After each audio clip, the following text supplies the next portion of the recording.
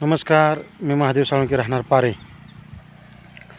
गेली 25 वर्ष झालं आटपाडी तालुक्याच्या नेत्यांना विधानसभेची संधी मिळालेली नाही आणि आटपाडी तालुक्यातले नेत्यांनी अपेक्षा व्यक्त करणं हे काय गैर नाही. आटपाडी तालुक्यालाही वाटतं नेतृत्वाची संधी मिळावी. त्यांच्याकडेही अनेक नेते या मतदारसंघाचे नेतृत्व करण्यासाठी सक्षम आहेत. त्यामध्ये राजेंद्र देशमुख, अमरसिंह देशमुख, माननीय आमदार गोपीचंद पडळकर साहेब, ब्रह्मानंद पडळकर आणि आटपाडीचे अध्यक्ष तानाजी पाटील असे 5 नेते आटपाडी तालुक्याचे नेतृत्व करण्याच्या क्षमतेचे आहेत. पण आत्तापर्यंत त्यांनी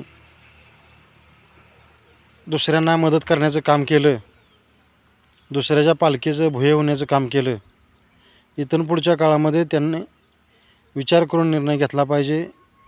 आटपाडी तालुक्यातील ही जनतेने विचारमंथन केलं पाहिजे. माझ्यासारख्या सर्वसामान्य माणसाला जर मदत केली असती एखाद्या, तर तो शब्द पाळला गेला असता. पण हे लोक शब्द पाळणाऱ्यातले नव्हत. सत्तेपासनं लांब जाणं त्यांना कधी स्वप्नातही येत नाही.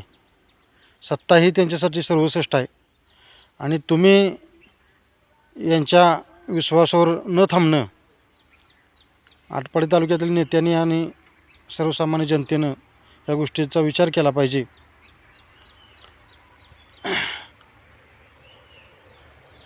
ह्यामध्ये ही निवडणूक आता पैशानं विकत घेण्याची भाषा आटपाडी तालुक्यातल्या सर्वसामान्य जनतेला केली जाते. खुशाल यांचं पैसे घ्या.